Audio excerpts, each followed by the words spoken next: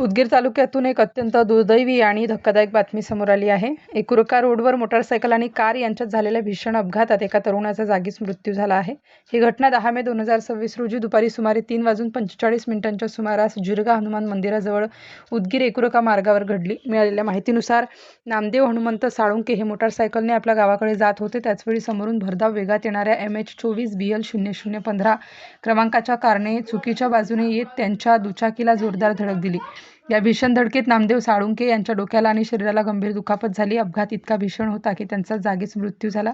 या प्रकरणी दिगंबर हनुमंत साळुंके यांनी दिलेल्या फिर्यादीवरून कार चालक स्वप्नील संजीव चांबले यांच्याविरुद्ध गुन्हा रजिस्टर नंबर क्रमांक 142/2026 नुसार भारतीय न्याय संहिता म्हणजेच BNS कलम 281, 125A आणि 106(1) अंतर्गत गुन्हा दाखल करण्यात आला.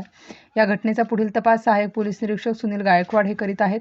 दरम्यान जिल्हा पोलीस अधीक्षक अमोल तांबे हे वारंवार वाहन चालकांना हेल्मेट वापरण्याचे आवाहन करत आहेत. या अपघातातही जर दुचाकीस्वाराने हेल्मेटचा वापर केला असता तर कदाचित त्यांचा जीव वाचला असता अशी शक्यता व्यक्त केली जात आहे. मित्रांनो, काही क्षणांचा बेफाम वेग आणि निष्काळजीपणा एका कुटुंबाचा आधार हिरावून घेतो.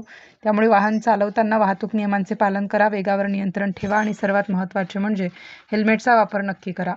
अशाच ताज्या आणि विश्वासार्ह बातम्यांसाठी आमच्या चॅनलला लाईक, शेअर आणि सबस्क्राईब करायला विसरू नका. राष्ट्र माझा लाईव्ह न्यूजसाठी नागनाथ ससाणे, उदगीर, लातूर.